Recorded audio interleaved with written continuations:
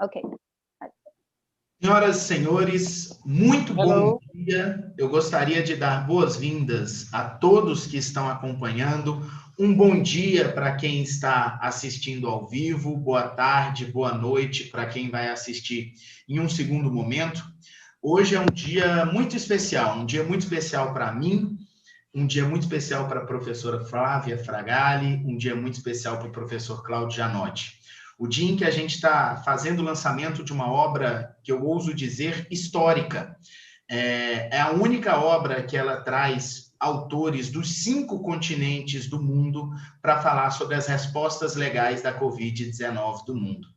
É um momento em que a gente vê a realização de um sonho verdadeiramente. Me lembro quando o Cláudio disse a mim e a Flávia que a gente estaria fazendo história, buscando autores de todo o país, e a resposta que eu dei ao Cláudio foi: como que a gente vai conseguir isso? Como que a gente vai conseguir alcançar os 5 continentes mundiais para receber artigos no prazo, com o carinho e a dedicação de cada um deles? E hoje a gente está materializando esse sonho materializado pelo esforço desses 2 incansáveis, que é o Cláudio Janotti e a Flávia Fragali, e que tenho muita, muita honra e admiração eterna pelos 2, pela capacidade de trabalho, pela capacidade de organização, coordenação de uma obra que a gente avançou juntos. Quero dizer, Flávia e Cláudio, que eu acho que é o início de uma parceria duradoura, longa, e que a gente vai ter muitas oportunidades de trabalharmos juntos ainda.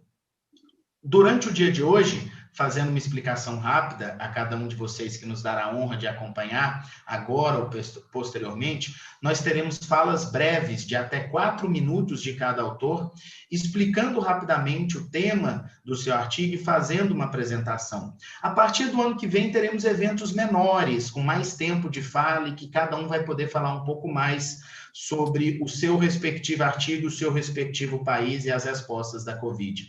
Eu tenho certeza que, para fins acadêmicos e científicos, estamos fazendo história nesse dia de hoje com esse lançamento. As palestras serão, em sua maioria, em inglês, então, posteriormente, quando o vídeo for deixado à disposição, a gente vai legendar esses vídeos para facilitar a compreensão, e o acompanhamento de hoje são palestras em inglês. Portanto, as apresentações tentaremos fazer rapidamente em português e inglês, para que todos possam acompanhar. I'd like to excuse myself to everyone who was not understanding Portuguese and say this is a very special moment for us when we dreamed about this book, when we dreamed about realizing something so great as bringing authors from the 5 continents of the world. It's a real honor to work with Cláudio Janotti and especially Flávia Fragali. They are very special people who are very who has a very,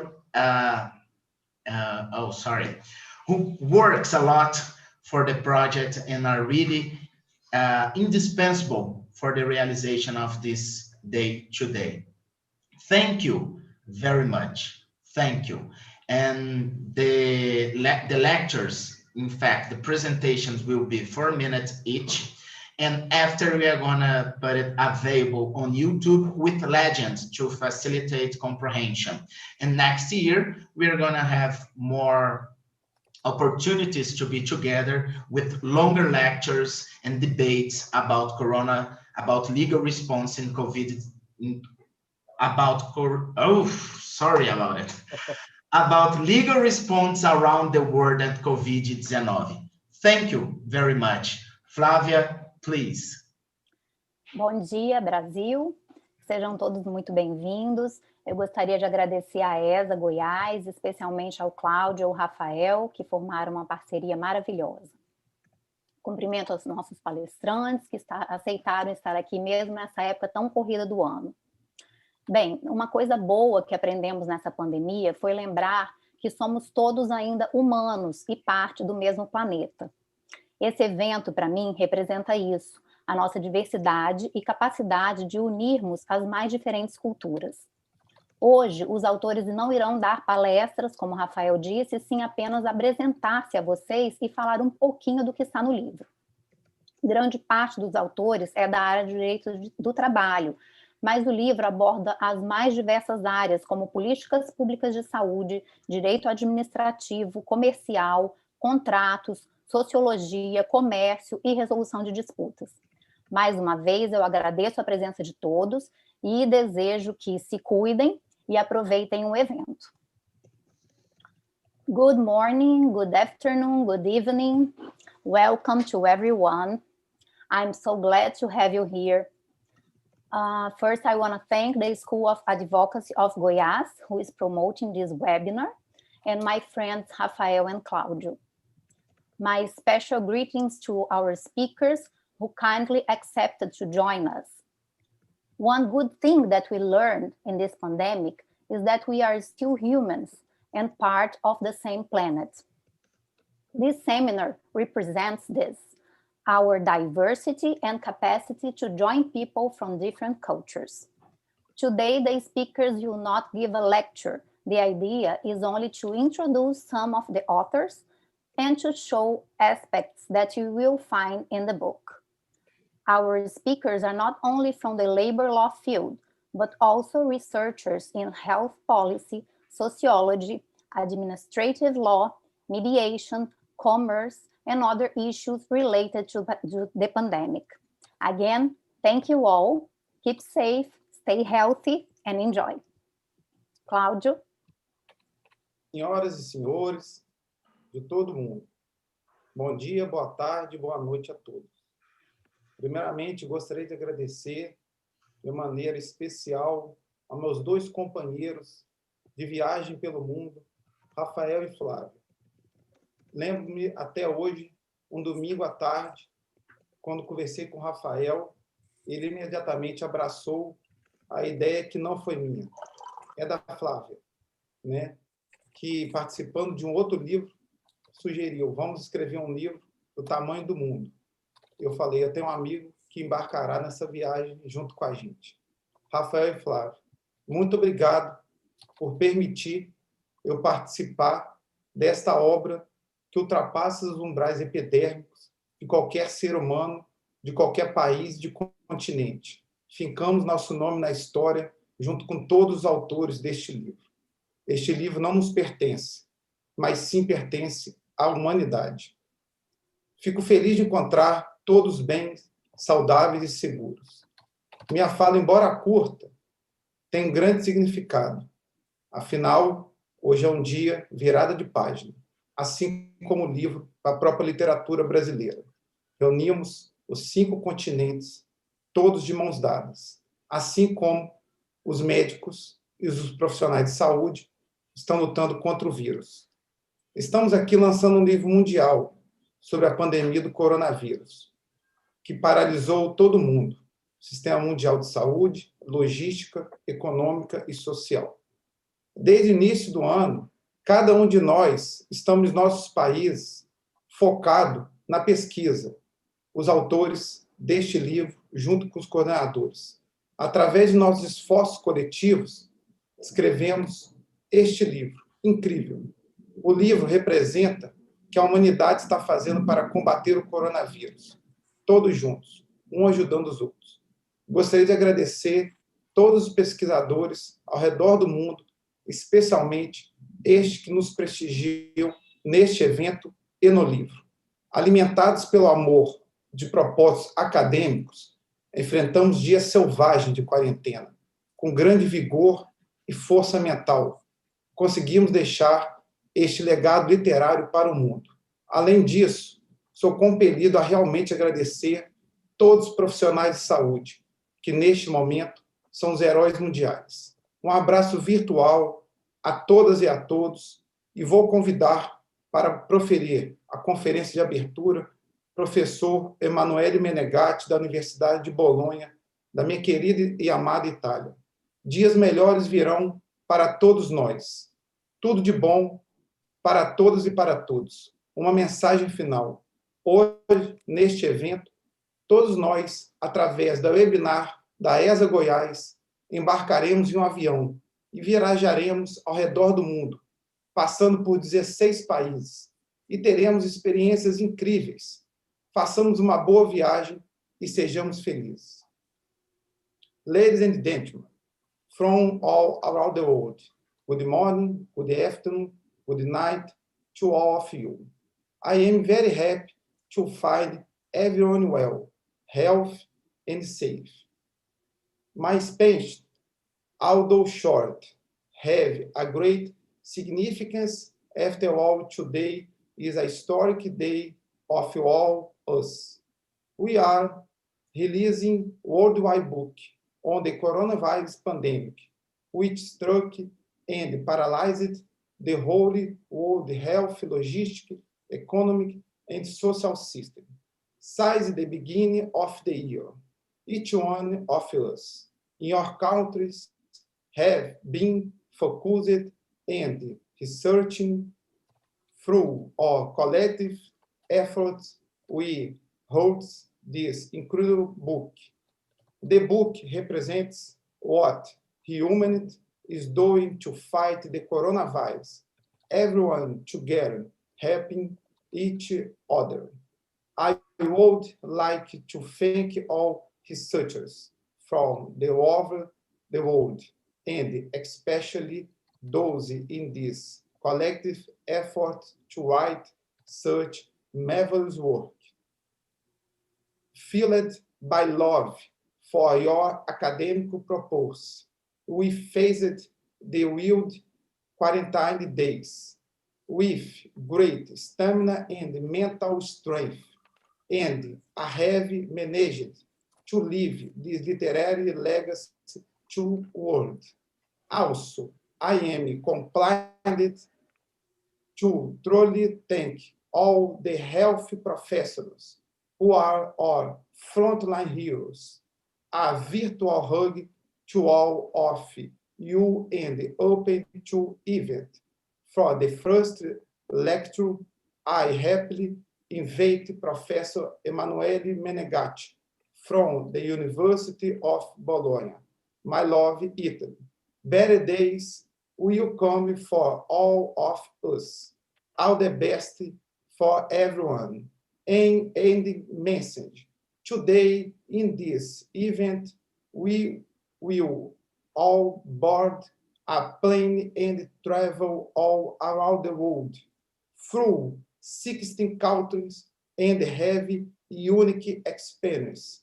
Have a good day, good trip, and be happy. Strong and virtual hug. Today, we go down in history.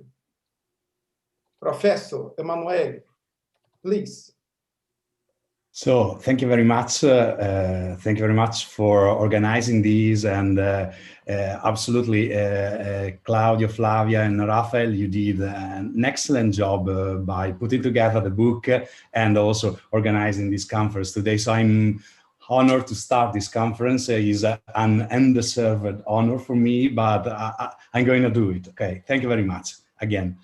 So I will try to introduce some general considerations involving the global responses to COVID-19, remaining within my comfort zone, which is labor law and social security, which actually involves, let's say, a fair share of the legal responses to the pandemic.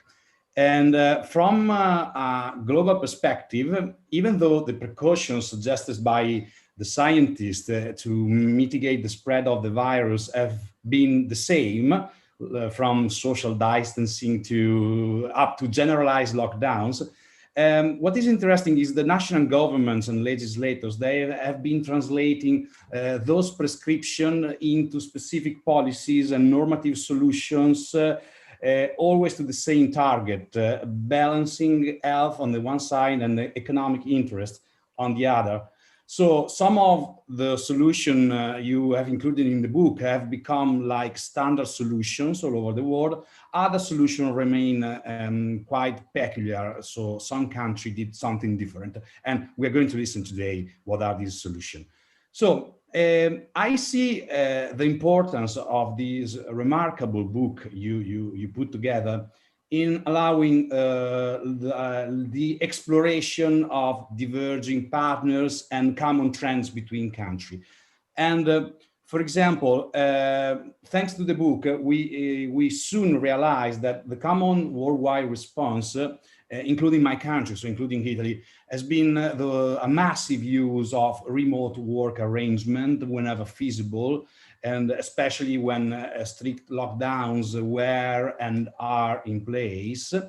And these may have long-term implications. Maybe after the pandemic, we will assist to spreading of remote working in the different countries, which can become a new modality of work all over the world. However, the most iconic measure of the approach chosen by the Italian governments, as well as by many other governments around the world, is, I think, the prohibition of dismissals for economic reasons, which is going to last, for example, in Italy till next March. And the overall idea is that of safeguarding the employment level, notwithstanding the sharp slowdown of businesses all around the world. And to this end, in my country, in many other countries, the block of dismissals for economic reasons has been coupled with short-time work compensation schemes. That is to say, a scheme which involves a reduction of working time, even to zero, with income support for worker by the government or through public spending. And these job retention schemes have, by and large, all across the world, two different partners, I would say. On the one side, we have those countries like my country, like France, Portugal, and also many countries in Latin America, as far as I know, including Brazil, which have generalized short-time work compensation schemes with the view to avoid dismissals for the time of the pandemic. On the other hand, we had the liberal market economies such as the UK, the US, or Australia, where furlough schemes have not been accompanied generally by a block of dismissal. So we assisted to a sudden and sharp increase of unemployment, which has been compensated by more spending in unemployment benefits. So I would say two different approaches. Of course, some countries are in the middle. We had some different experience. In some countries, for example, companies have been forced to bear the cost of a reduction of working time. But by and large, we had these two main kind of reaction. Another common trend we assisted to in this crisis, and this is actually a trend we had also in the other crisis. I mean, the economic and financial crisis started in 2008. The outcome of this crisis normally is an increase of inequalities at all levels, between regions, between countries, and even between people within the same country and workers. Focusing on workers, my perception is that we had independent contractors and small entrepreneurs, and of course the workers in the informal economy, who have been suffering much more and who have received less help from the governments than traditional employees. And this is something we should consider, I mean, also in the future when we deal with the distinction between independent contractor and employees, because it's something countries should work, labor law should work at. And I go to a conclusion. This work, again, is of peculiar importance for the purpose of tracking, I mean, the trajectory followed by law at the time of emergency, like in these times, to also to understand, and I stress on this point, the long-term implications of the emergency regulations. I mean, there is very much at stake here, from health to the economy, work, businesses, and also freedoms and democracy. In this regard, we should not forget the main concern raised by commentators all over the world, which has regarded the compression of fundamental and constitutional individual civil rights we have in this moment. The catalogue of the rights jeopardized by the COVID-19 related measures is almost comprehensive. We have from the right to privacy, to the freedom of religion, assembly, education, movement, the right to vote, and even Christmas is at risk now, especially in Europe. So the sacrifice of these rights has, in most of the cases, been made, of course, for preserving the right to health and the right to life. So it made sense. However, unfortunately, the crisis has also given to some governments the occasion to introduce very dangerous policies. For example, sticking to labor law, as we saw some national governments changing the rules, the labor law rules, for providing more deregulation on the pretext that the crisis required it. And we saw even worse around the world. So, and here I conclude, as lawyers, I think we have nowadays an important task to remain vigilant and to bring to light any restriction to individual and collective freedoms, which is disproportionate or even not related at all to what the pandemic requires. And again, this book and similar initiatives are remarkably important to this end. So to be vigilant and to check what is happening all around the world. So thank you very much again, Flavia, Claudio, and Rafael for doing this. It's a great pleasure to be here, and looking forward to see for the other speech. Thank you very much again. Thank you. What a pleasure. Thank you so much.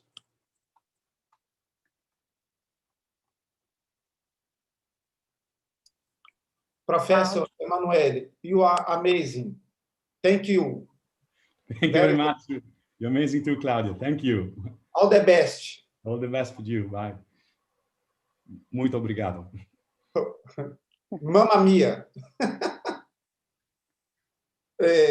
E agora, dando continuidade ao evento, formaremos a primeira mesa com os professores, ao qual tenho a honra de convidar professor da Coreia do Sul, da Grécia e do Egito. Flávia, por favor. So now we will begin with the first four speakers, who are from South Korea, Greece, Egypt, and India. So welcome from South Korea, Jun Nambung, who is a researcher at the Korea Labor Institute. Well, do you hear me? Yes. Great. Thank you. Hello, everyone. My name is Jun Namgung. I'm working for the Korea Labor Institute as a research fellow. And first, I'd like to thank you very much for the organizers who have invited me to this very prestigious event, and before then allowed me to participate in the very timely and invaluable project which required truly international cooperation, the book. Today, I'd like to speak very, very briefly about how we South Koreans have been trying to deal with this pandemic so far.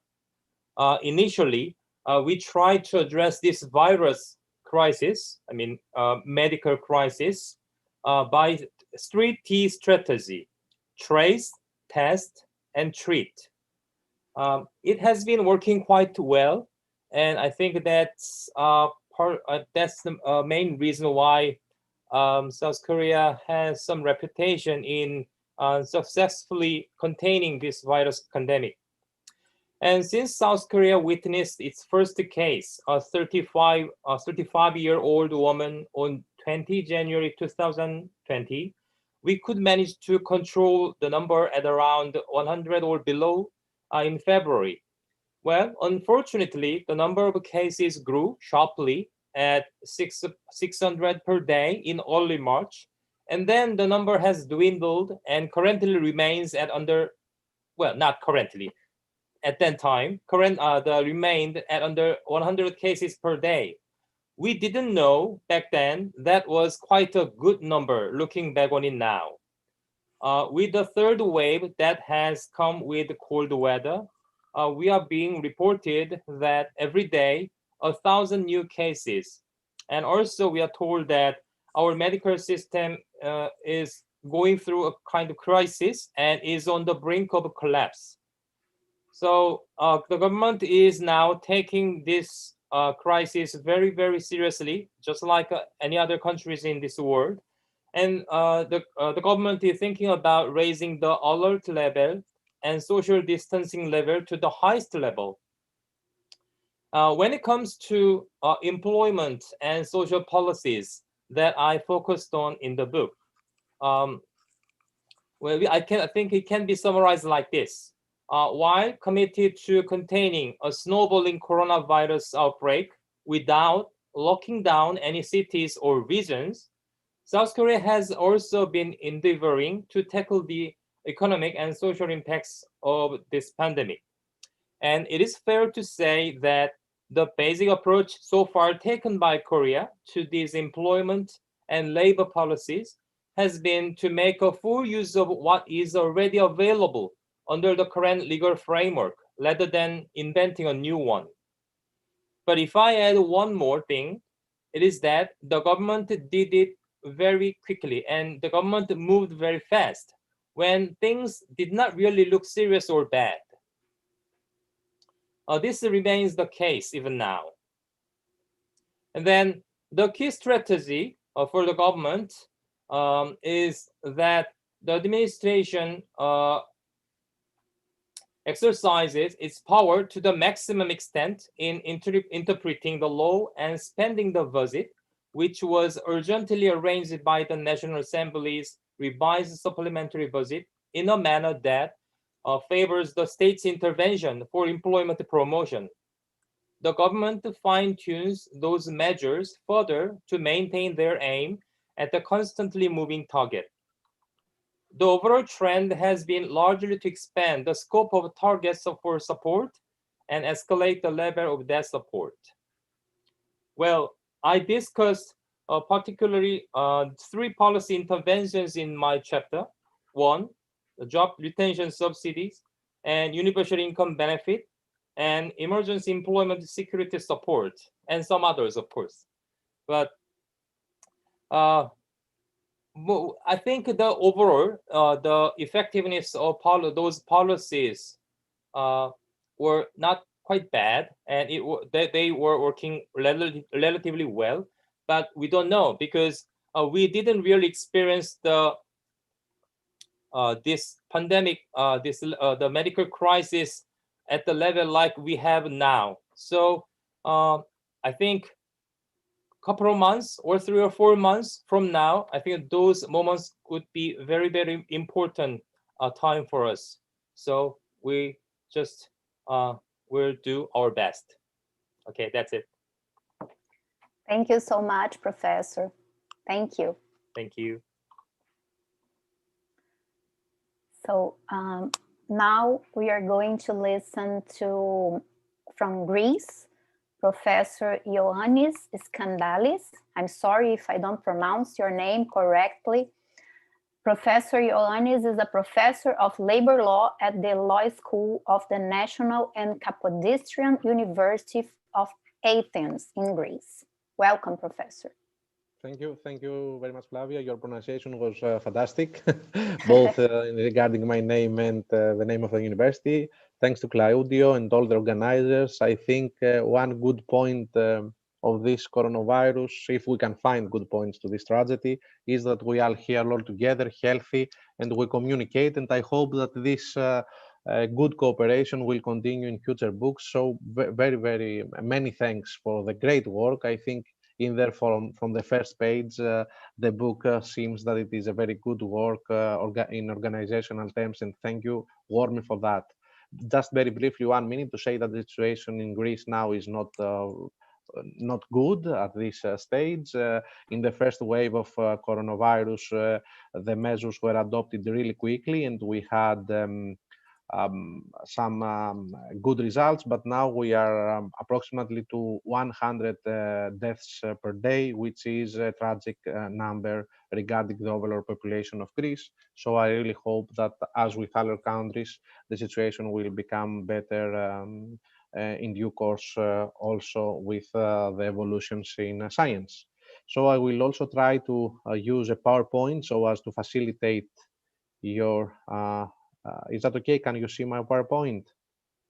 I hope so. Yes, great.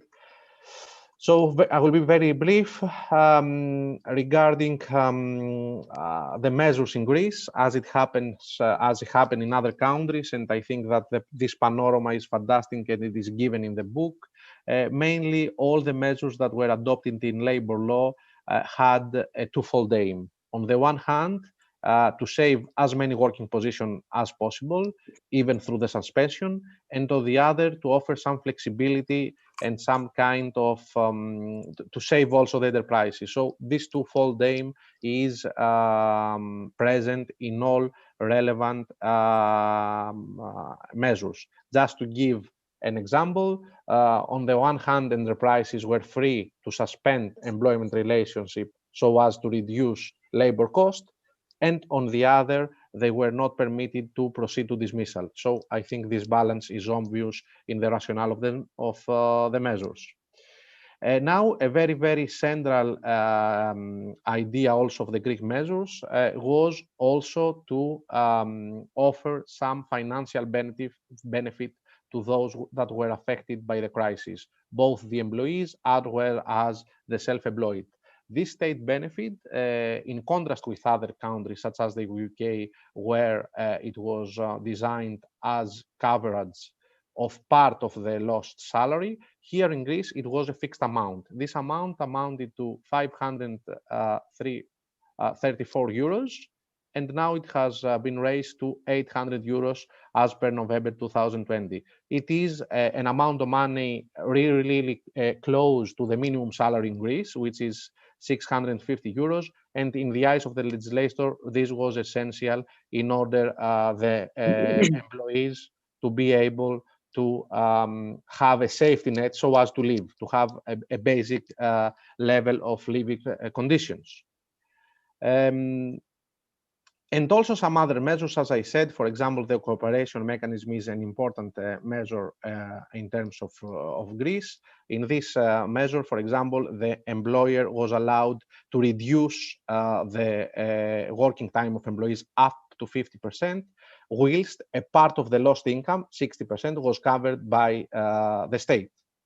And now, because I know that I should be really brief, I will come with some final points and remarks, and I will conclude. I think that an important point that should be raised regarding interpretation of the measures is that these measures, although they are urgent, they should be interpreted in the context of the wider labor law applying in Greece. Just to offer an indicative example, now the measures provide that the employer is free to implement telework unilaterally, without the consent of the employee. This is a major exception to Greek labor law. However, I think that the rest of the provisions should continue to apply. For example, the rest of the provisions on telework provide that the cost, and I'm referring to telecommunication and equipment cost, should be covered by the employer. I think that this provision is crucial to continue to apply now that the measures also have been extended to 9 months, so the cost is considerable, and this is an issue that should be considered because in practice this does not apply. And my final point is that also we need the participation of social partners during the implementation of the measures. The social partners have not become part of the implementation of the measures until now. However, unfortunately now that the situation has been prolonged, I think it is time for their intervention. I would like to thank you very much for your attention, and that was by me. Many thanks again for the very onerous invitation. Many thanks. Thank you so much. So now, welcome from Egypt, Judge Majed Chebaita, who is an administrative judge at the Egyptian State Council. Judge Shebaita has COVID right now, so he asked us to speak without his camera. And we are very pleased that you are here, Judge, even though you're feeling sick. Thank you so much and welcome. Thank you, Flavia. Do you hear me? You hear me? Yes, perfectly. Thank you, Flavia, and for the organizers for this amazing and gorgeous webinar. Yes, I really just caught COVID-19 1 week ago. This is very hard, so I really look miserable so far. So sorry for not opening the cam and video.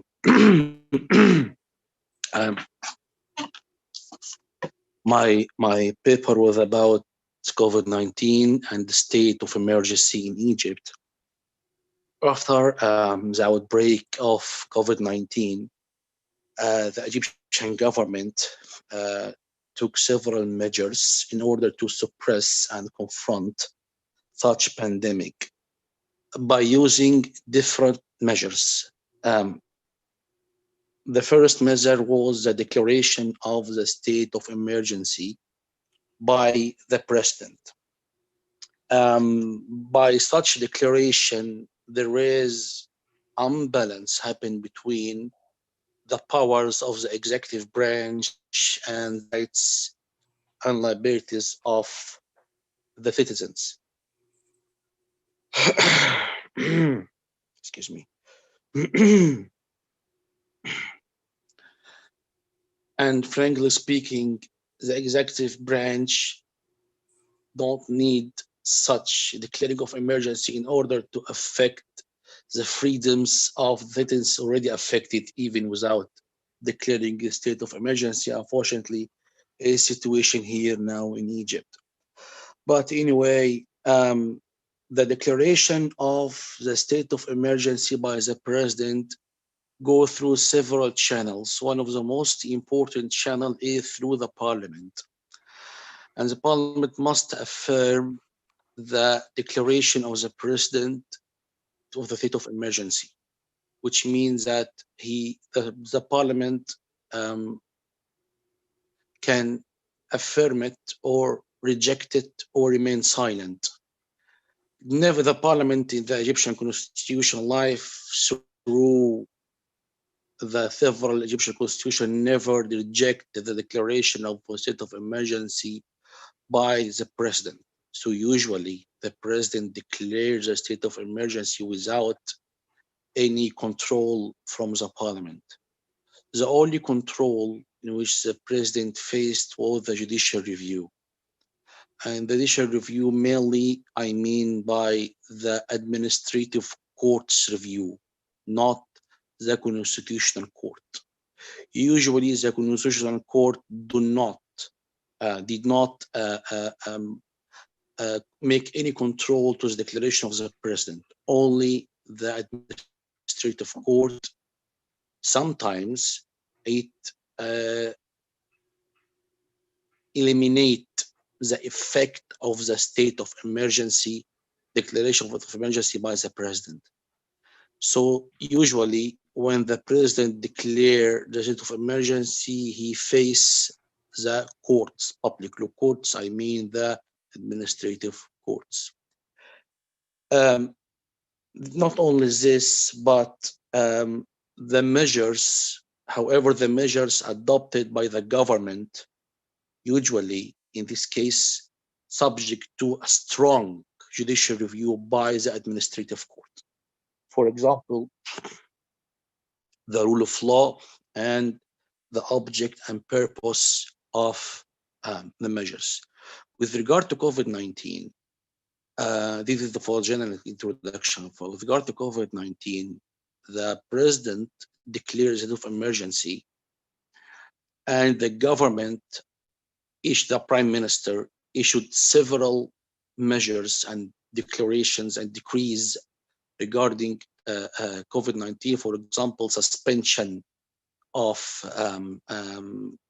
for suspension for school, suspension and also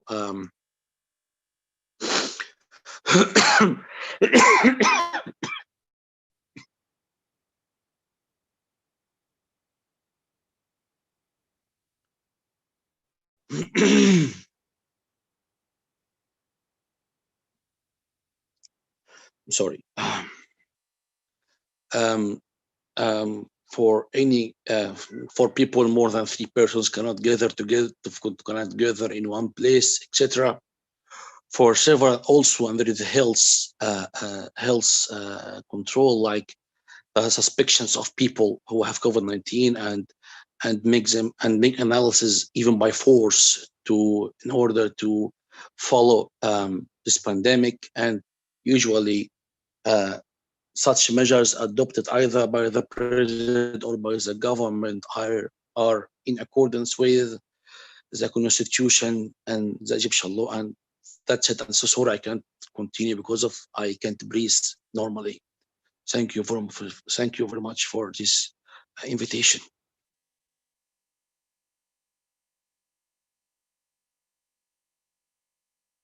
Thank you, Professor.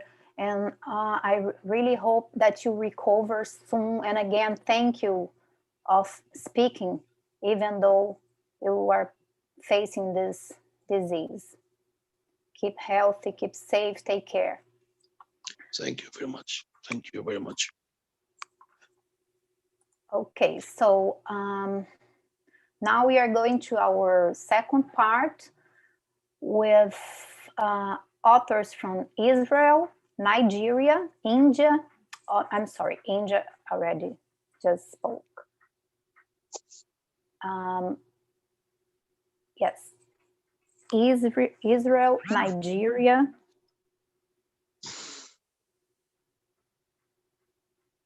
India, Nigeria, and Chile.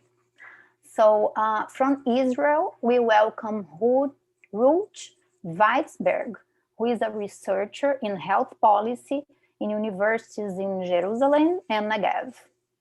Welcome, Ruth.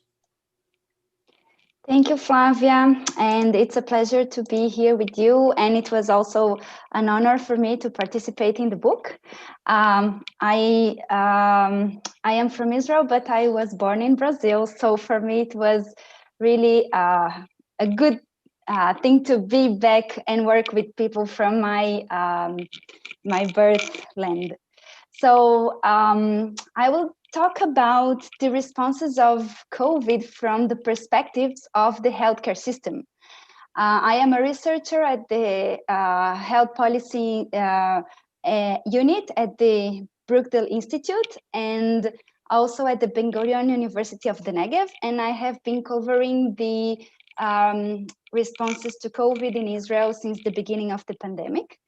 And Israel is by far the smallest country in this presentation, in this book probably. And it has a relatively small population of about 9 million people. It is a high income country, but it has many similarities with the population of the countries represented in the webinar. Its population is relatively young. Fertility rates are quite high, with an average of 3.5 children per woman. And these characteristics are very important for the responses to COVID because of the high correlation between age and severity of the disease. So while young families may represent lower severity of morbidity, very large families are a challenge in curbing the spread of the virus. And I will give some examples. So first, we have ultra-Orthodox Jews that are typically low socioeconomic status families. They live in crowded neighborhoods and they have, in average, more than 7 children. So self-isolation in these settings is nearly impossible. What the government did was to tailor responses to these groups, to different cultural minorities. One of the examples was to create self-isolating settings for ultra-Orthodox Jews.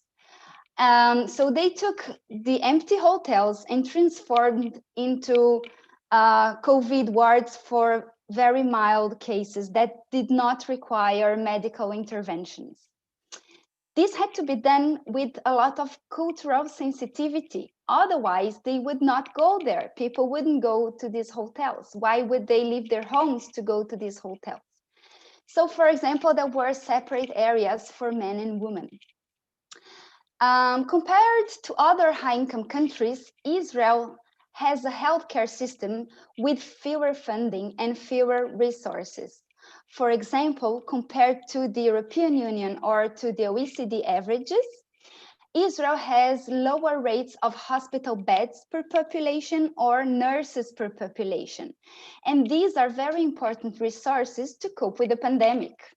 So when the government saw how hard Italy and Spain were being hit by COVID back in March, the responses were very fast and very stringent, because there was a big concern that the existing resources of the healthcare system would not be enough to cope with the pandemic. And because this is such a small country with very controlled borders and one main international gate to the country, Israel had some advantage in responding to the pandemic at the early phase of the pandemic.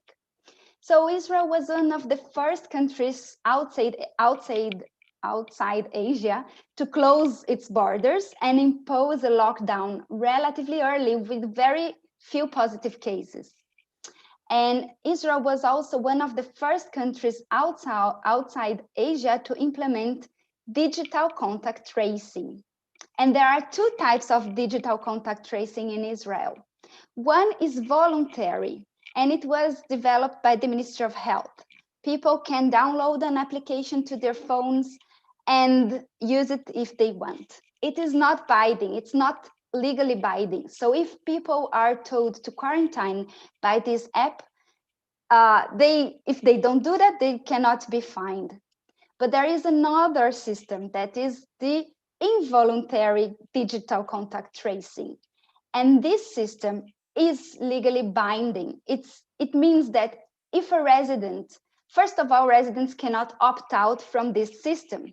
They receive messages if they are in close contact with positive cases.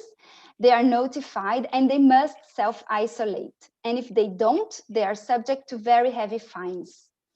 And this can be even more problematic, that you can imagine, if there are mistakes or bugs in the algorithm of the digital contact tracing. And I think that this is a very fertile ground for juridical research. It seems, from what I've heard from the other presentations in this session, is that COVID was used by many countries as a tool to limit many rights of citizens. For example, the most basic right of movement is limited with lockdowns.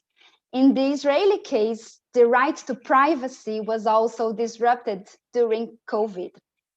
So the governance of responses in Israel was done in a very centralized manner within the central government.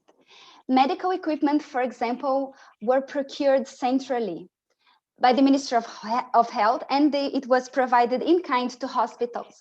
This was crucial to enable providers to continue treating patients, so it was positive.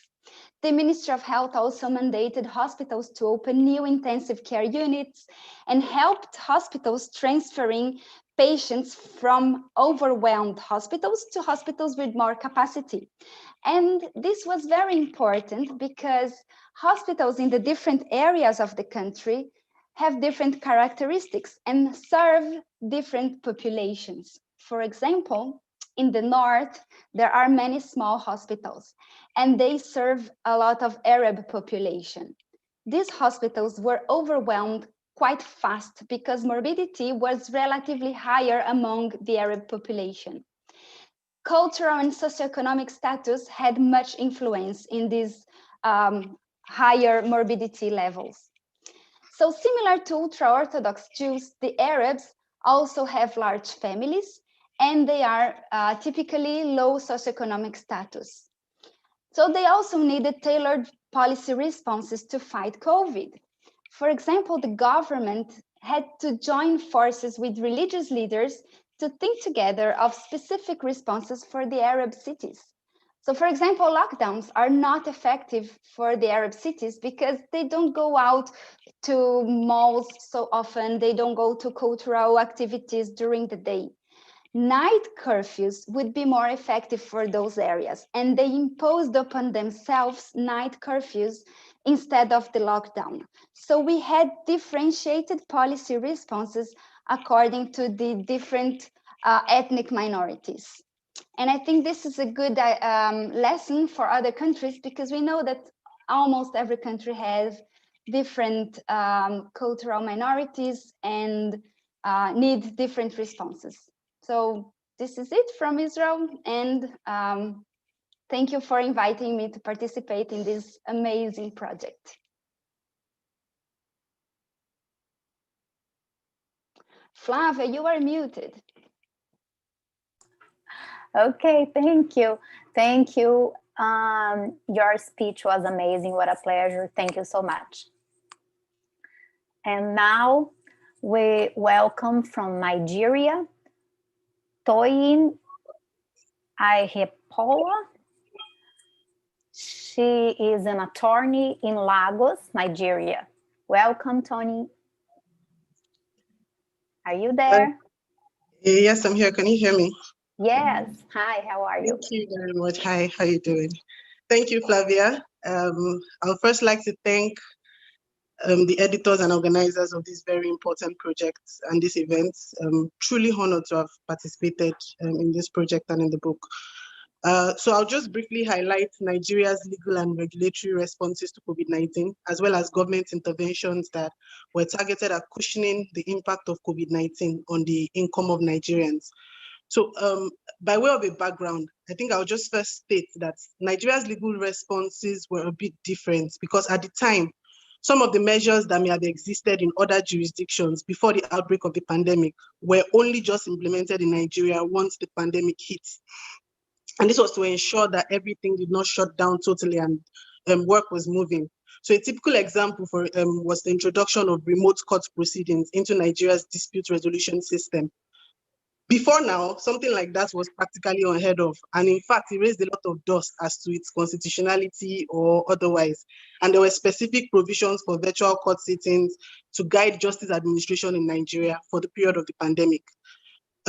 Similar to this was the introduction, there was this new willingness on the part of regulators to transition from the manual to the electronic mode for filings and submissions.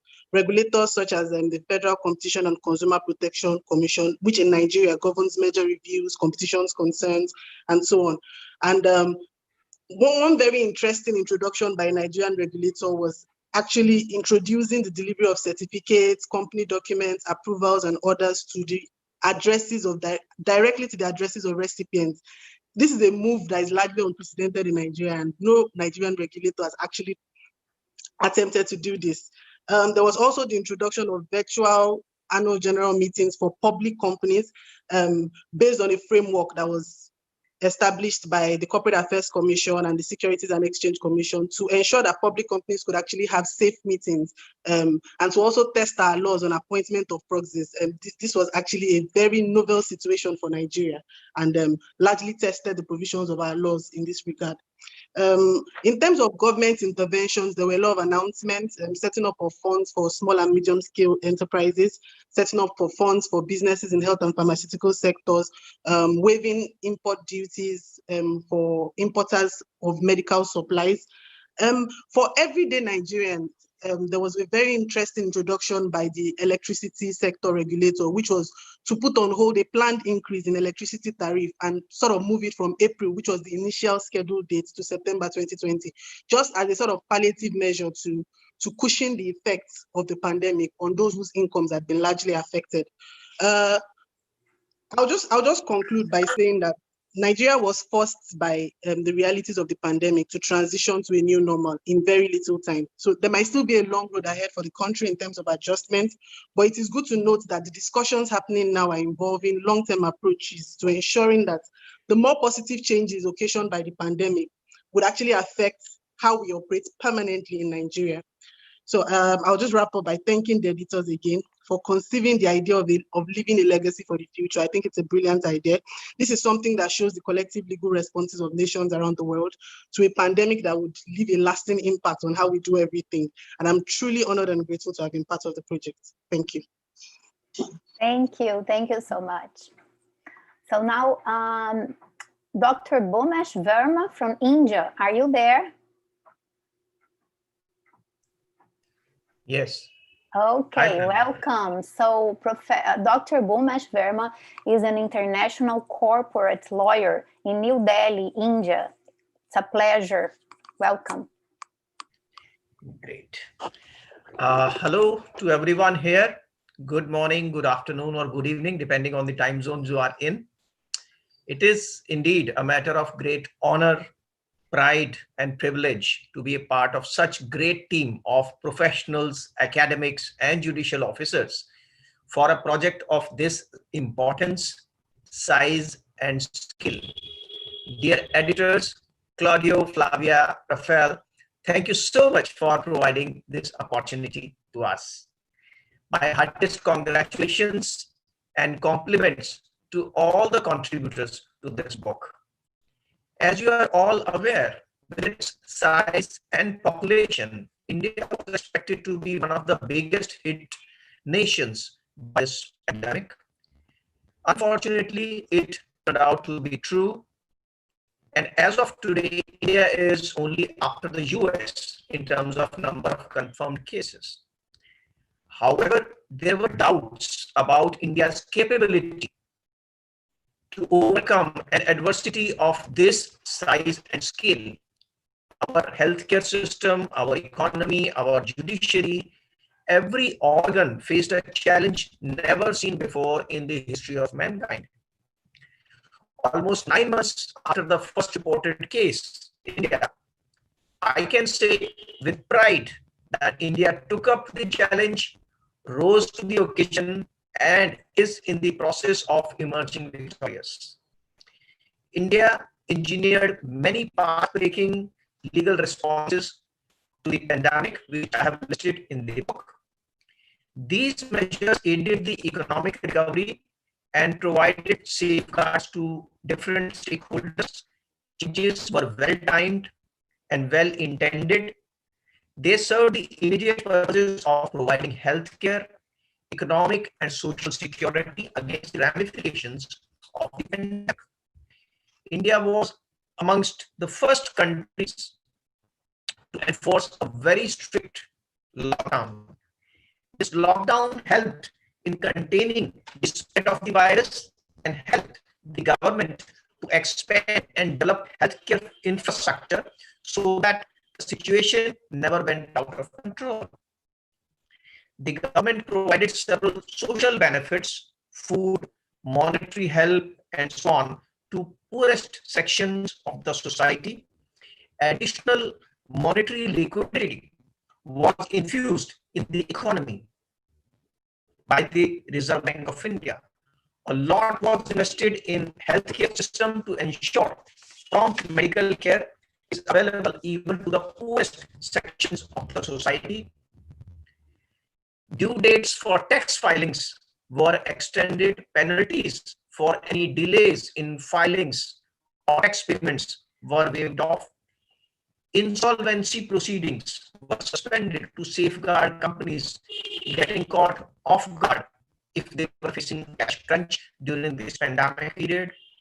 Lot of labor law changes were introduced to help the labor.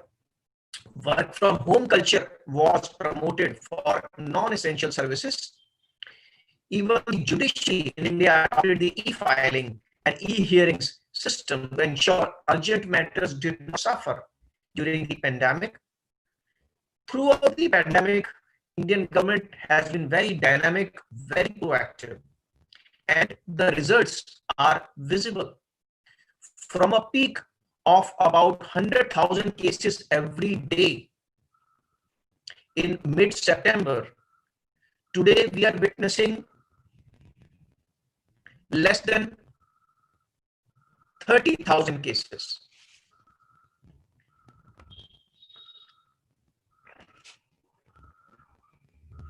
Am I audible?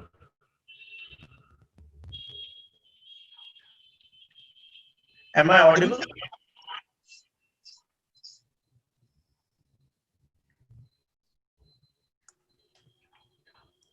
Hi, Professor.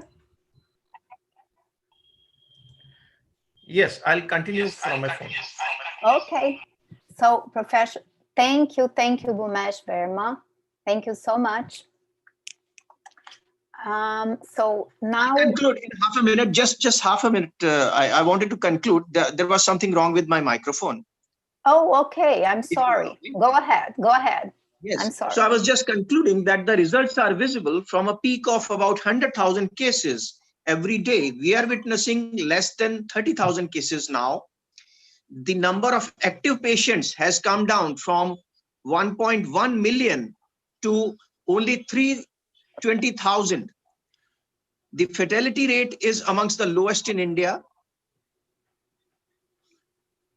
As far as economy is concerned, we saw a contraction of about 24% in the quarter April to June 2020. Now the contraction was down to 7.5% only in July to September. So it is expected that we have bottomed out of the situation and the economy will be back on tracks. Let us hope the situation becomes normal everywhere very soon and we can again collaborate for another project. Thank you so much and congratulations to all of you once again. Thank you. Thank you. Thank you so much. And now we welcome from Chile, Selma Nunes. So Selma Nunes from Chile, she is Vice President of the Brazilian Chilean Commerce Board. Welcome, Selma. Thank you, Flavia. Congratulations, everyone. Bueno, agradezco inmensamente la oportunidad de participar, ¿no?, de esa obra única que representará un gran aporte a las generaciones futuras. Felicitaciones a los coordenadores Flavia Fragali, Cláudio Janotti, Rafael Lara, também la editora Magíster con el sello de calidad de la Escuela de Abogacía ESA Goiás. Bueno, desde la crisis bancaria de Chile en 82, el país no había tenido meses tan avasaladores en su economía. La crisis sanitaria de gravedad histórica generó una pandemia social sin precedentes. La destrucción del empleo fue aguda. Se perdió más de 2 millones de puestos de trabajo en un país de 18 millones de habitantes. La pandemia por el COVID-19 cambió completamente el escenario a muchas compañías, constructoras, turismo, los restaurantes se vieron muchísimo afectados. Destaco una en particular que es Latam Airlines, por ejemplo, que fue duramente golpeada. En mayo, la empresa tuvo que escribir el capítulo más complejo de su historia. Junto a sus filiales de Chile, Perú, Colombia, Ecuador y Estados Unidos, entraron en proceso concursal de reorganización por medio del capítulo 11 de la Ley de Quiebra de Estados Unidos. Más tarde, Brasil fue incorporada y en medio de la crisis, la filial de Argentina cesó sus operaciones. Esa medida vino a reorganizar el pago de sus deudas, que superan más de 11 mil millones de dólares de obligaciones financieras y operacionales. Bueno, recientemente Latam y sus accionistas suscribieron un contrato de préstamo por más de 2 mil millones de dólares concedidos en 2 tramos. Las subsidiarias de Colombia, Chile, Ecuador, Perú y Brasil actuaron de garantes de ese préstamo que fue aprobado por el Tribunal de Quiebras del Distrito Sur de Nueva York. Latam es una empresa que tardó años en proyectarse entre las más grandes, ¿no?, del mundo y terminó sorprendida por una crisis que generó el caos en muy pocos meses. Bueno, a todo eso, ayer el gobierno de Sebastián Piñera anunció la ruta de la vacuna aprobada la inmunización desarrollada por el laboratorio Pfizer, estimando la vacunación crítica para el primer trimestre de 2021 y parte de la población objetivo para el primer semestre de 2021. Hoy día nosotros estamos en cuarentena obligatoria, a los fines de semana, ¿no? Podemos salir solamente con autorización policial y estamos esperando nuevamente un lockdown que nosotros lo tuvimos por 2 meses y medio con encierro total. Bueno, yo creo que como todos los países, Chile tiene un presente y un futuro de desafíos. La destrucción del empleo y la necesidad de recuperación deberá ser la prioridad de las políticas públicas. Asimismo, el país ha elegido en octubre de este año, a través de un plebiscito, el camino a una nueva constitución, entonces tendrá que avanzar a las reformas estructurales para validarse nuevamente como el líder de prosperidad y estabilidad en América Latina. Bueno, Flavia, Claudio y a todos, muchísimas gracias. Fue un gran placer estar presente y participar de esa obra. Muito obrigada, Selma. Thank you, Selma. Thank you. And now, I am pleased to invite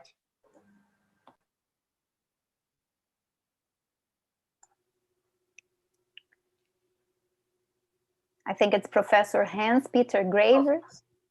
Professor Hans-Peter Graver of University of the Oslo, and Marta Monsalve, Professor of Colombia, and Professor Marta Zubka, Professor of Poland, University of Gotska, and Professor Rodrigo Mendes, Professor in Argentina.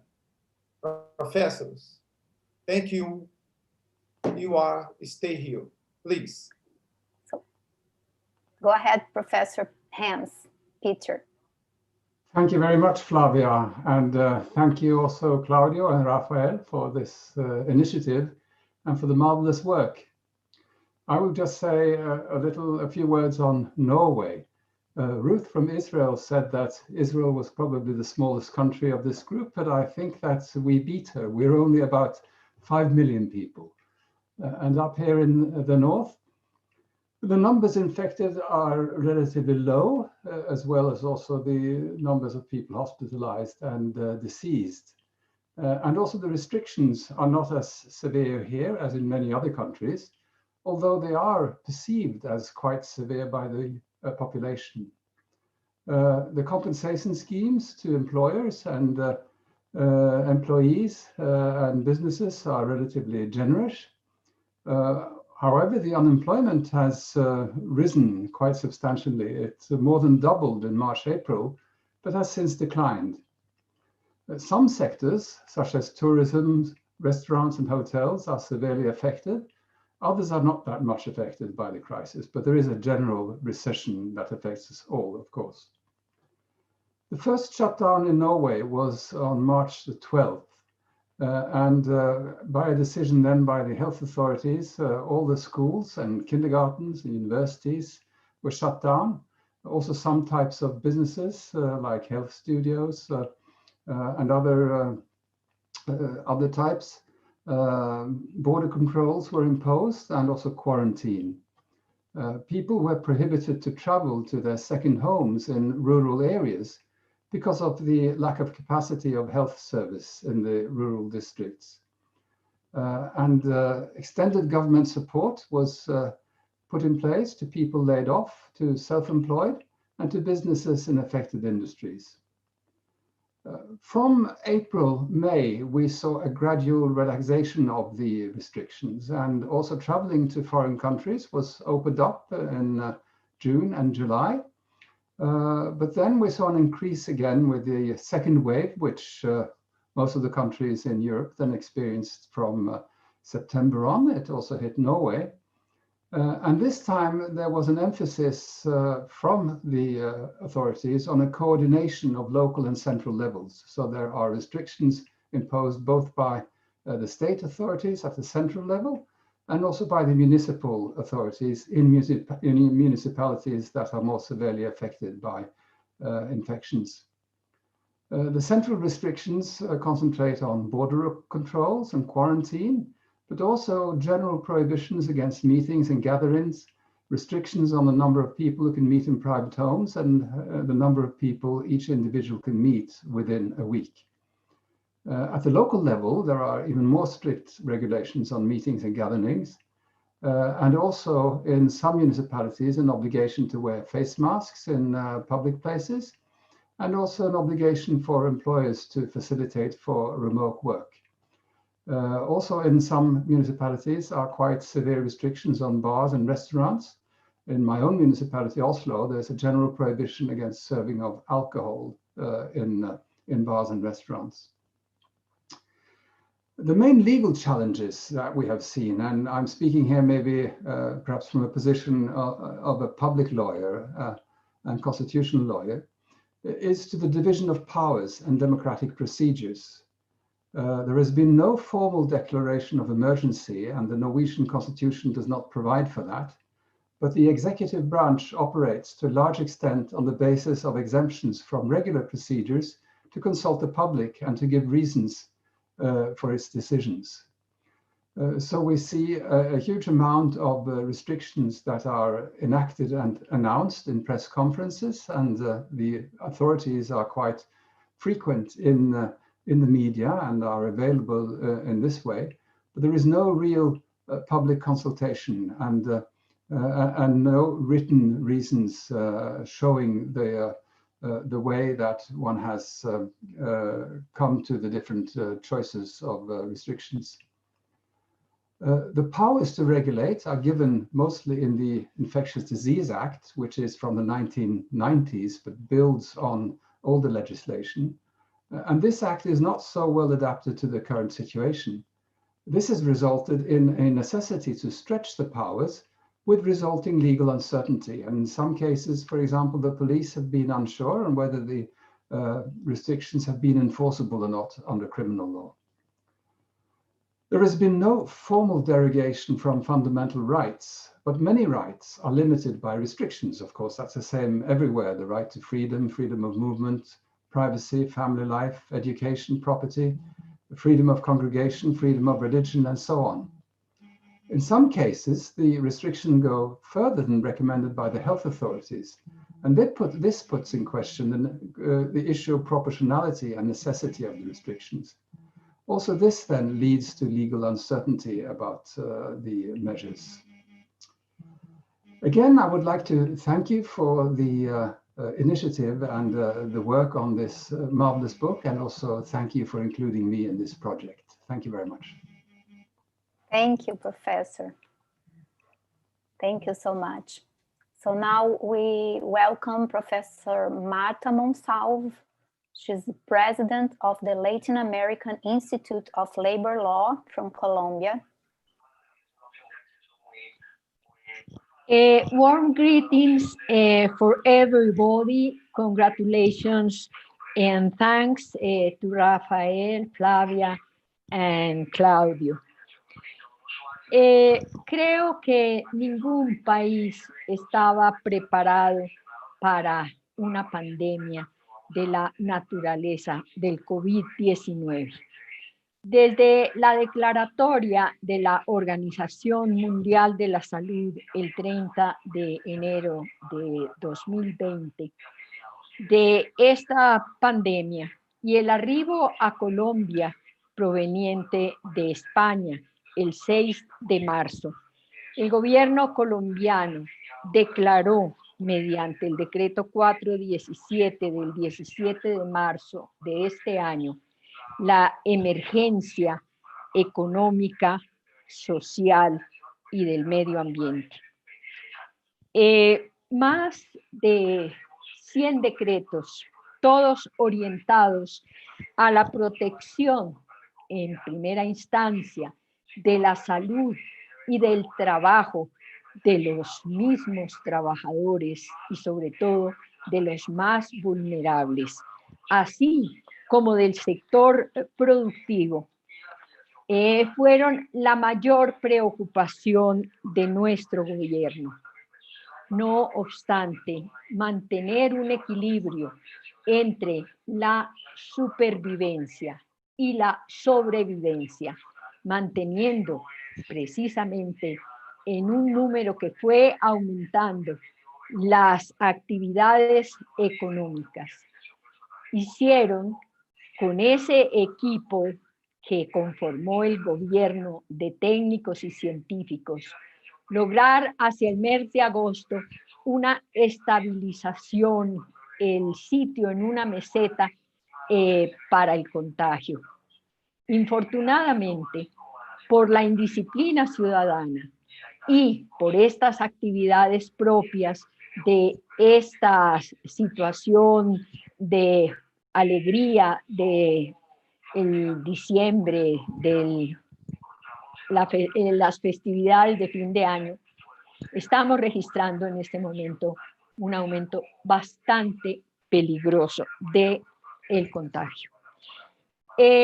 Desde las normas laborales que autorizan suspensión de contratos de trabajo, despidos en casos de emergencia, el llamamiento desde el Ministerio de Trabajo para mantener los puestos de trabajo, ayudados con todos estos decretos del gobierno, no han sido, digamos, tan efectivos para evitar el despido de trabajadores y el aumento del desempleo en Colombia, que hoy, según la CGT, está arribando al 25% y un 23% de las empresas del país están siendo gravemente afectadas, y en especial las pequeñas y medianas empresas.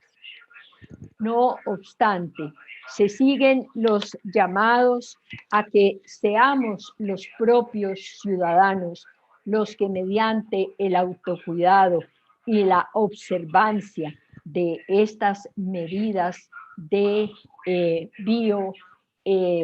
salubridad, logremos controlar que este contagio no sea superior. Ya se perfilan algunas actividades que pueden ser generadoras de una reactivación. Sin embargo, es un trabajo de todos y tenemos que tener gran confianza. Muchas gracias.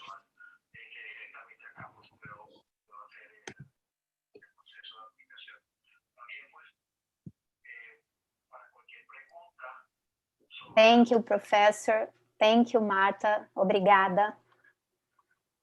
And now we welcome from Poland, Professor Marta, another Marta Zupka. She's a professor of labor law there. Welcome, Marta. Okay, hello. Thank you for inviting me into the project. Thank you also for inviting me here for this meeting. And I'm really honored with this also participation to the book. So thank you once again. Yeah, and I would like to send you really warm greetings from Poland, although it's winter time. Yeah, I'm here very close to the sea, and it's a University of Gdańsk. Okay, I represent University of Gdańsk in Poland. Okay, and I would like to talk obviously about new legislation in Poland because of coronavirus. Polish legislator has passed several new acts since the start of the crisis, in the start of coronavirus story. Yeah? And we implement some anti-crisis shield, yeah, because we called it as a kind of protection against this virus, yeah. And we modified them and supplemented, and obviously it's a kind of, let's say, problematic attitude from the side of employees and employers, yeah, because all these acts called, once again, yeah, anti-crisis shield, it's legis specialis to existing the Polish labor code, yeah, and obviously, like in more and most countries in the world, we introduce economic downtime on reduced working time, some exemptions from social contribution or kind of agreements between trade unions and employers to implement less favorable condition or of employment for workers than those resulting from employment contract. And it's a quite new story for us in practice because we knew it that we can implement some less favorable conditions, but in most cases we are used to in Polish market that trade unions give us better condition and better, yeah, and it's a new story, so we need to, let's say, put new light on this attitude, yeah. But what I would like to talk about, I would like to talk about some organizational agreements like remote work, because this is a new story for us. And this is a story about being, let's say, online or working online, because as you know, most of us always have dream about it, staying at home, let's say with drink, maybe with kids, yeah, and being online. And nothing more, yeah. Obviously, I'm joking a little bit, yeah. But this implementing remote work this is quite new story for us because we have no regulation in Polish labor code. Yeah, we have something which is called e-work or telework, but this is not a typical remote work, yeah? And it means that we need to implement, and probably it will start with the new year, yeah, this story with remote work, yeah?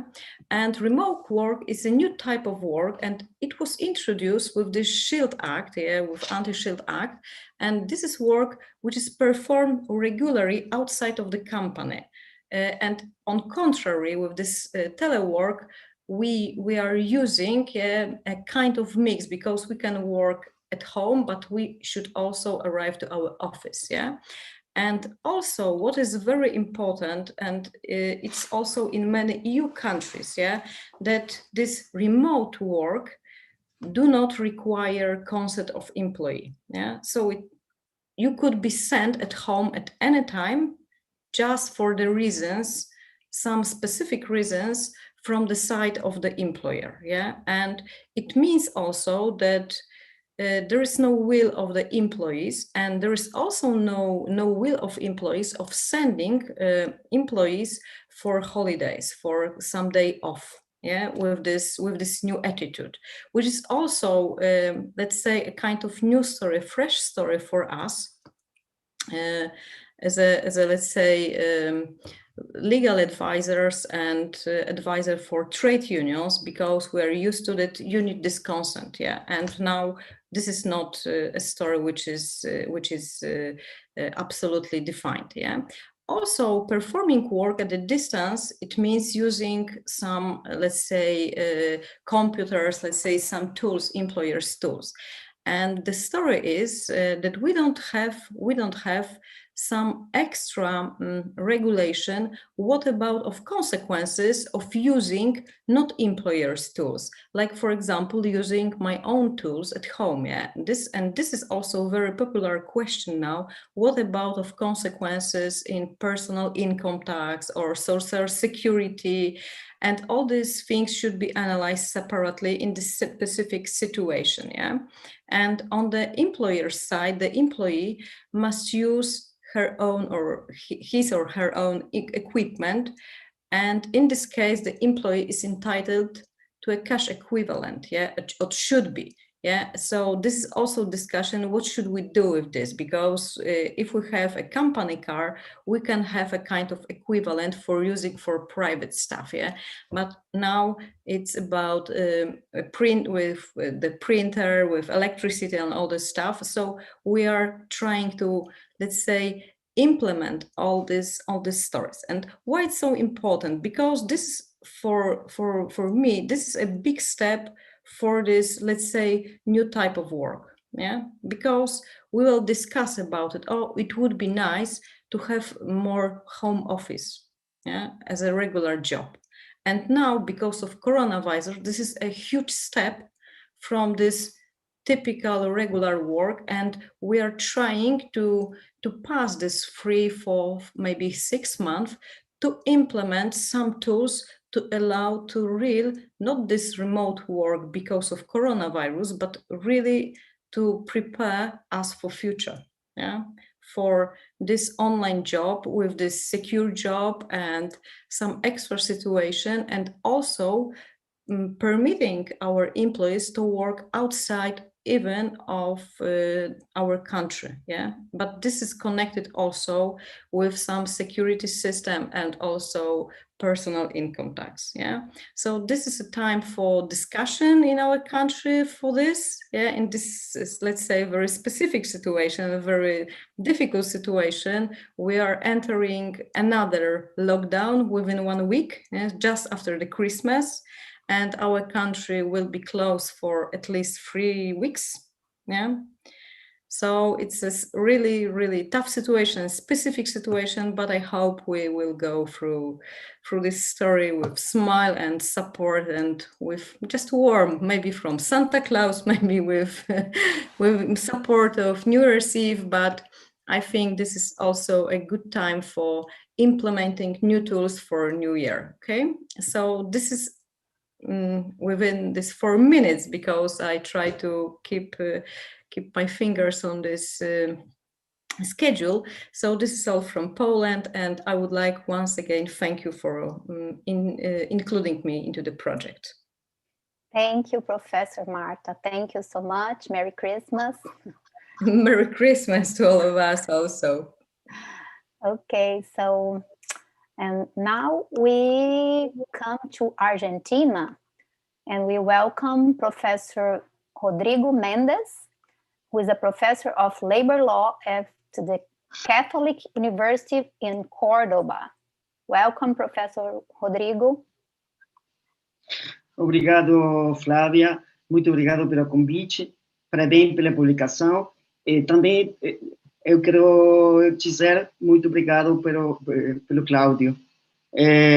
Vou falar em espanhol porque eu falo espanhol, eu sou argentino, mas eu queria falar um pouquinho de português para agradecer a vocês esta publicação e o convite. Parabéns. Con fecha 19 de marzo del corriente año, el presidente de la Nación Argentina, a través del decreto de necesidad de urgencia 297/20, dispuso el aislamiento social preventivo y obligatorio de toda la sociedad argentina. Podemos decir que luego de este decreto se generó una andanada de normas de emergencias que sirvieron para regular diferentes aspectos derivados de la emergencia sanitaria, muchas de las cuales aún se encuentran en vigencia. De esta manera podemos decir que en el ámbito legislativo existen o coexisten tanto normas ordinarias como normas de emergencia, con la verificación de algunos puntos de conflictos, muchos de los cuales se encuentran aún en este momento judicializados. Al igual que muchos países de la región, y a fin de paliar la situación generada por el confinamiento, Argentina dispuso también una serie de medidas de apoyo económico y social para ciertos sectores vulnerables de la población, y en especial para un importante colectivo de trabajadores y empresas argentinas. También, y en cuanto al mercado del trabajo, propiamente dicho, Argentina elaboró una serie de normas tendientes a la protección de los puestos de trabajo, pero lamentablemente con resultados un poco magros, a decir de la última tasa de desempleo que se publicara en estos días, ya que la tasa de desempleo a diciembre de este año asciende en Argentina a 11.7 puntos porcentuales.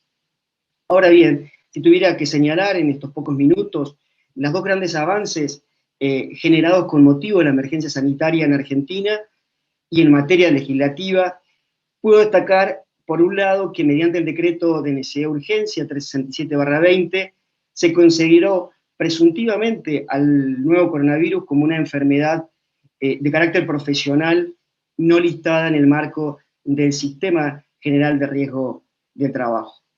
Esto quiere decir que las administradoras de riesgo de trabajo deben dar cobertura a todos los trabajadores que se contagien de la enfermedad en ocasión o con motivo del trabajo.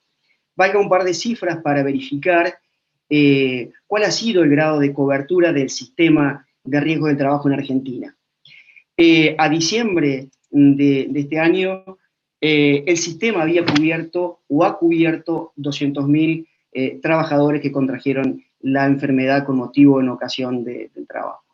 De este colectivo de 200.000 trabajadores, un 24% representa o se condensa en el sector de trabajadores de la salud, seguido por las fuerzas de seguridad, fuerzas armadas y bomberos, que concentran el 13% de los casos. Ventas minoristas de bienes y servicios aglutinan el 8%, mientras que tareas de limpieza y mantenimiento el 6%, transporte de pasajeros el 5%, y la seguridad privada el 3%.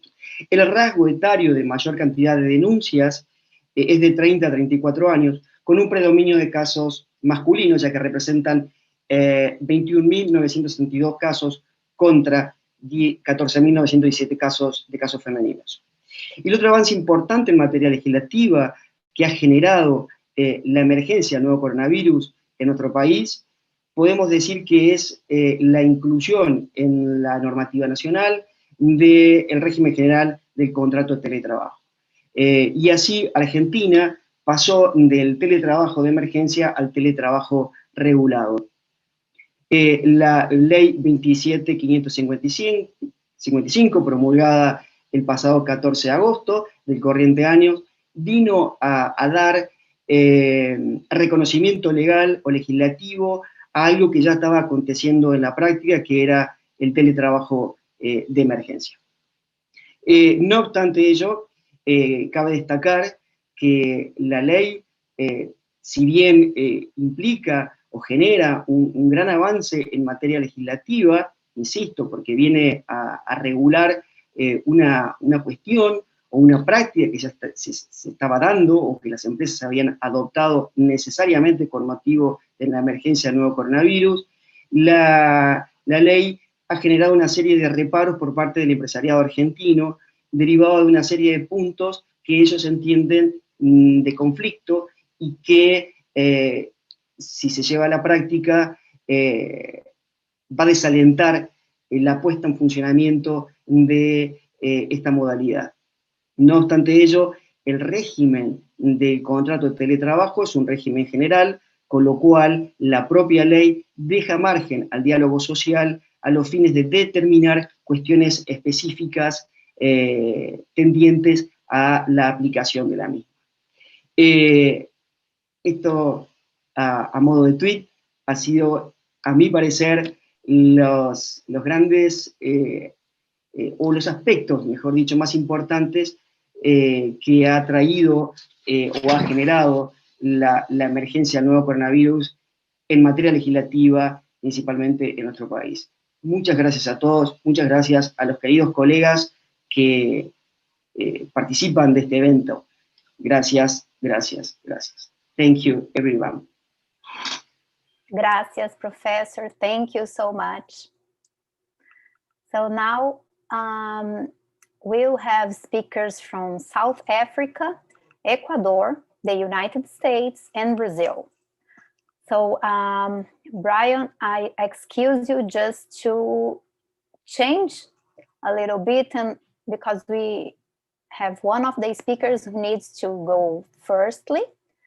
So I welcome from Brazil, my friend Judge Luciana Eugenio from the State Court of São Paulo. Welcome, Luciana. Good morning.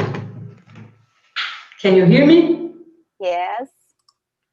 So thank you very much for this opportunity. It's wonderful work. All the organizers, the editors, and the authors that have taken the offer to participate. I won't take long. English is not my mother language, but I will try my best. I have been working as a judge in Brazil, as a state judge for more than 20 years, mainly with civil cases. And in Brazil, we have a constitutional right to the health system, a public health system. But during the time, during the years, the demand of medical treatment has increased greatly, and the structure that is available has not improved at the same pace. Consequently, we have been receiving a lot of suits where plaintiffs demand for medical assistance. And the judiciary, the Brazilian judiciary, was called many times to solve that question. At the same time, I decided to go back to my studies, and I went back to my university where I achieved a master degree, and I got involved with personality rights, and specifically the right to a dignified death. And when the coronavirus arrived, touching all the countries, I noticed that we could have some new questionings coming before the judiciary power. As we all know, the cases that are very serious, they demand intensive care, but the hospitals here in Brazil, and I believe that in almost all the countries, they have a limited number of beds in intensive care that are established according to a more stable demand. And with the cases of coronavirus, that demand increased. So probably the judiciary will be called to rule upon the need of treatment when there is no available space. And this also brings another important question that is very sensitive and related to the right to a dignified death. That is, and this question has not been a lot debated, should we organize a list of priority?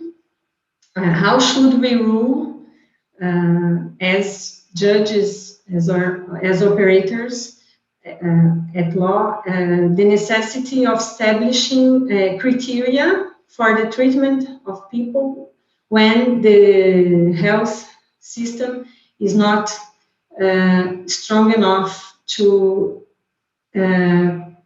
present what is needed to host all the sick people. In my work, in my article, I have tried to present some reflections upon these difficult issues. It's pretty clear that there are no objective and easy answers, but maybe through the debate and through the exercise of reason, we might try to find the best solutions for these questions.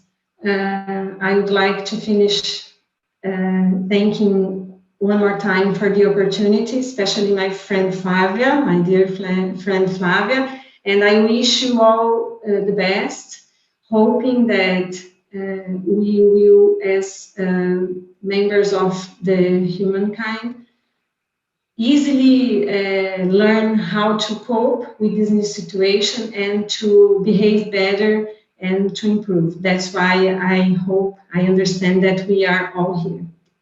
Thank you very much. Thank you, Luciana.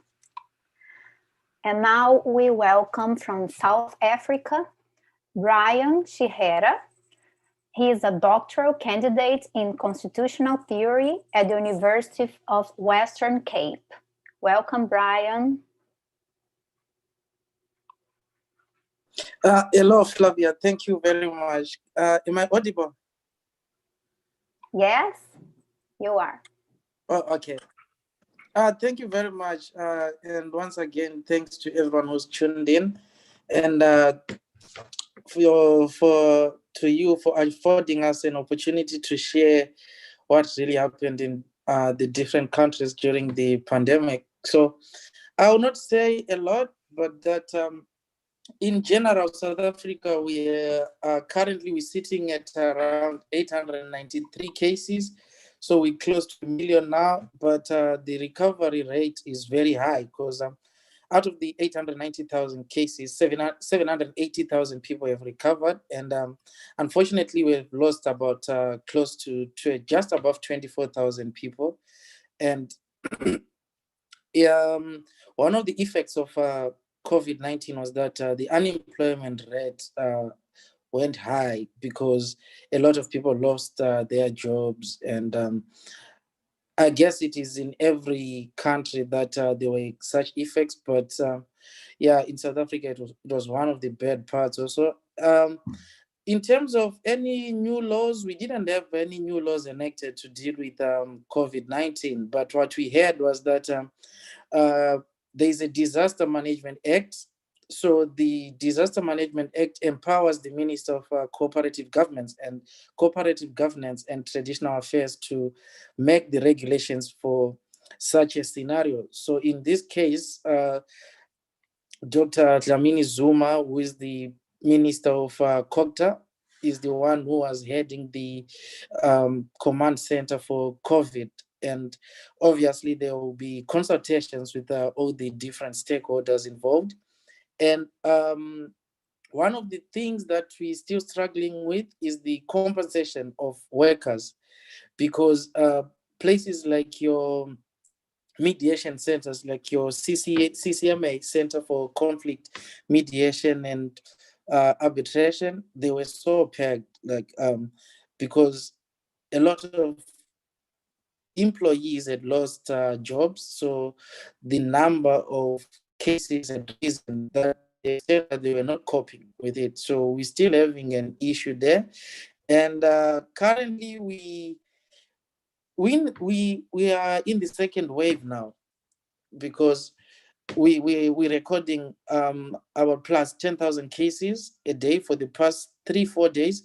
So we are in the second wave, and the regulations have been changing constantly, because we had 5 levels. So we had level 1, level 2, 3, 4, and 5, and then level 5 is one of the strictest. And then there's a curfew that will be in place, and the curfew was lifted sometime about a month or a month and a half ago. It was starting at 12 midnight until 4 a.m. But when the cases started to rise up again, the curfew was enacted last week. So it was enforced from last week. So the curfew starts at 10 p.m. now until 4 a.m. in the morning. And one of the measures that has been taken as a way to curb the spreading of the virus is to limit the amount of people in public gathering spaces. So you find that your restaurants, your clubs, they're closing at 10 p.m. now. And in other provinces where they've been identified as hotspots, other public places like the beach, restaurants, all those places have been closed. Parks, national parks, they've been closed.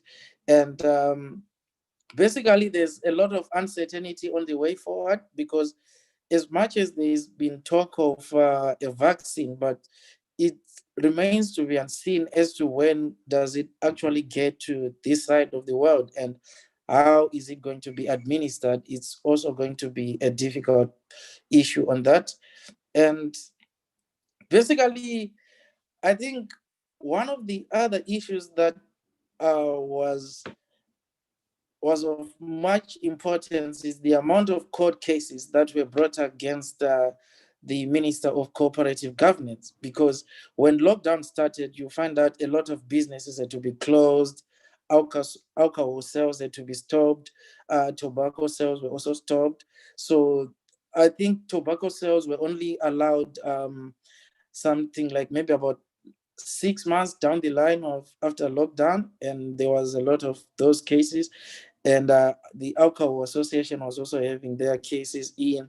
But we also had one bad case where one citizen was brutally assaulted by the National Army and he died. So that case was also still going at the Constitutional Court. But yeah, there's been bad, and I can't say there's been a lot of good things with COVID, because it has affected a lot. Yeah, basically, that's me, Brian Chihera, from the University of Western Cape. And once again, thank you for affording us this opportunity, Flavia. Thank you, Brian. Thank you so much.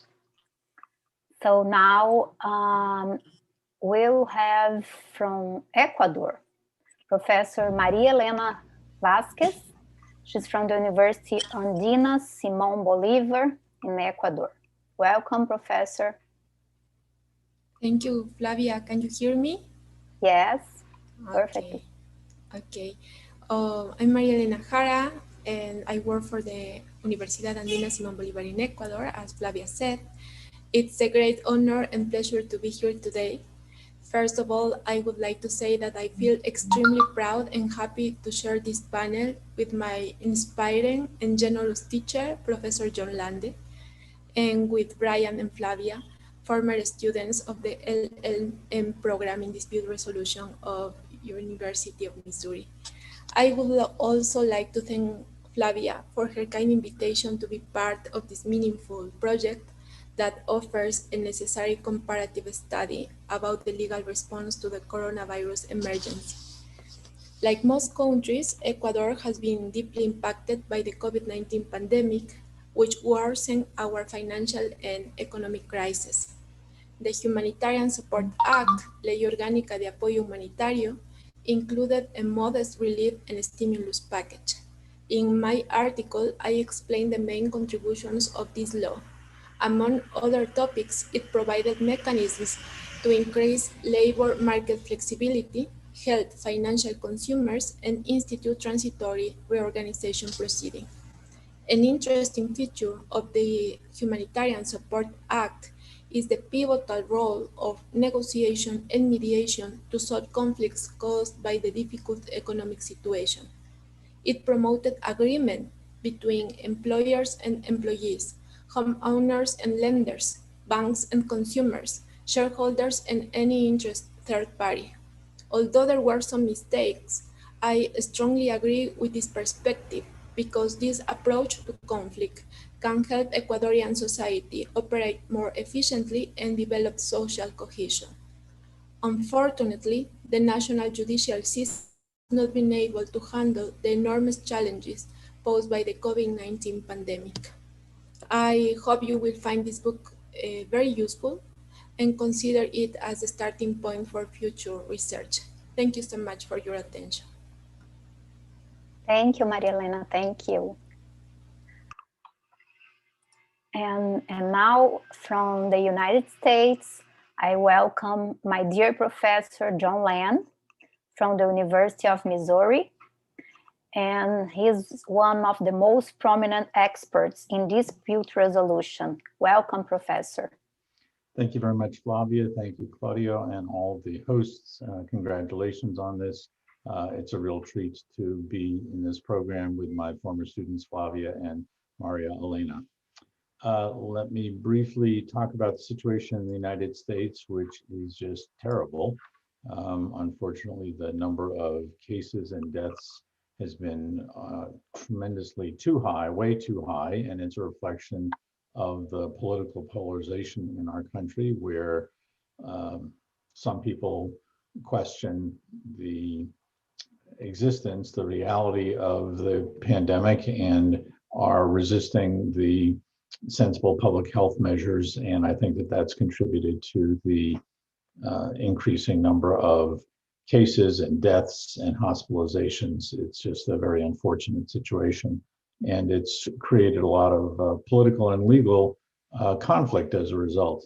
There are two legal issues that I want to mention. One, right now in our Congress, at the level of our federal government, there has been a debate for many months about whether they would pass a law that would provide immunity from liability for businesses as a result of the pandemic. And that's been stalemated. It hasn't been adopted, and it's not clear whether it will. The US Supreme Court, our highest court, has decided several cases about the validity of the restrictions that have been imposed by various states and localities to provide for public health measures and limit people's ability to do their normal things in life. And in general, the issues relate to whether the restrictions on religious institutions are more onerous than those on non-religious institutions. And in general, it seems that as long as they are similar, that the restrictions on the religious institutions can be upheld. But if they are more serious or more restrictive on the religious institutions, those will be struck down.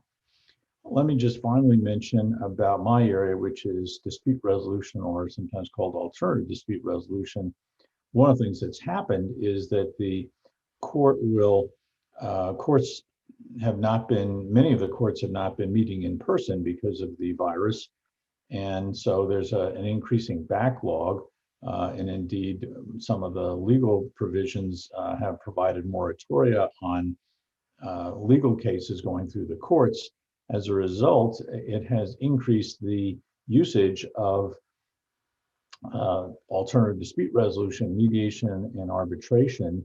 And I've been in touch with various practitioners of mediation and arbitration, and it's been an interesting adjustment.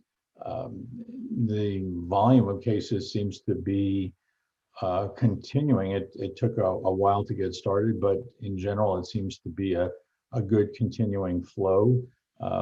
People vary about their perception of the quality of the process. Some think that it's really made it a lot more difficult or more problematic because they can't interact with people in person. Other people find that it's actually enhanced the quality of the process. It takes some adjustment in terms of learning how to manage Zoom or other technological platforms, but it seems likely that even after the pandemic ends and people feel comfortable meeting in person again, there will be a continuing use of this video technology because of its efficiency and convenience. It's just very sad that we are going through this, and I regret that in my country we are not handling it well. We have way more cases and deaths than we could have if we had been more careful and followed good public health guidelines. But this is where we are, and hopefully we will all get through it safely and with the people we know and love in good health. And so with that, I'm going to thank you and congratulate you again. Bye-bye. Thank you, Professor. Thank you so much. Okay, so now we have a very important person. She was not able to join us before, but now she's here. She's from Russia, Julia Ostrovskaya. She's a researcher in comparative political studies. Welcome, Julia. Hello, thank you very much. My name is Julia Ostrovskaya. I'm a researcher of the National Academy of Science of Russia. First of all, thank you very much to the editors for a very important and very timely publication. And of course, it's a great honor for me to be a part of such a great international team. And my part concerns to the situation in Russia, in particular the world of work, and of course the spread of COVID-19 in Russia has resulted in significant changes being introduced to the country's legislation. A nationwide state of emergency was not declared in Russia. However, the period of the end of March to the end of April has been declared non-working, thus suspending the activity of all entities regardless of their legal form or form of property. And the most important new measure was paid non-working days. The period of lockdown was considered working for certain employee categories and non-working for others all at once. Working and non-working employees must receive their standard rate for the non-working days. Declaring of non-working days spawned many questions since the term paid non-working days has never been mentioned in Russian labor law before. And also there was no any nationwide social dialogue of any form to establish a consensus around the paid non-working days dilemma. Also, remote workers were eligible to continue performing their duties during the non-working days. And educational institutions suspending their activities or switching to remote learning has led to an increase in child care responsibilities. And for the period from April to December, the legislation established a special assessment scheme for temporary disability benefits and additional social support measures for families with children, including benefits for children whose parents are temporarily out of work. And also we have preventive recommendations to avoid spread of COVID-19 among employees. And this recommendation includes specific safety measures like distancing, disinfections, antiseptics, and etc. So thank you very much, colleagues. Thank you, Julia. So now we invite everyone who are still here to open your cameras. And Rafael, are you still there? Are you already there? Yes, I am. Okay, so go ahead to our closing. Tudo bem? Peço para você e o professor Cláudio Janotti primeiro falarem uma palavra final, e aí na sequência Of course. eu encerro aqui pela ESA Goiás, tudo bem? Okay, so I'll just, I thank you all the time, so, but that's what, all I want to do is thank you, and what a pleasure, what a great morning for me, afternoon or evening, whatever, and for our Brazilian spectators, obrigada, foi prazer estar aqui. Esperamos conseguir colocar esse vídeo no YouTube com legenda em breve para que todos assistam. That's it. Cláudio? You are amazing. Today is historic. Thank you. I am very happy. Fort hug. Together ever. Muito bom. Paula, prepara uma foto, por favor. Well, I'd like to thank you all in behalf of the coordinators of the book, Claudio Janotti, Flavia Fragali. It's been an honor to work with you in this book and with each one of you authors. I'd like to thank especially in the name of Escola Superior de Advocacia, lawyer school of the bar in Brazil. And I'd like to thank Magister, which has published our book. We know the books are at Amazon for worldwide acquaintance. The authors are going to are already receiving, in fact, the digital version of the book, and later when you want to have the physical version of the book, our staff is going to talk to you. Well, I really appreciate each one of you. And again, I sustain what I said in the beginning, that next year we are going to have smaller events with more time for talking and for explaining and for debating with each one of us in smaller groups and more time speaking. And you will be invited for that. And I really expect it to happen really soon. It's been an honor, a real honor for each one of us here. And I am certain I speak in behalf of Flavia and Claudio too. Very, very much thank you to you all. Bye-bye.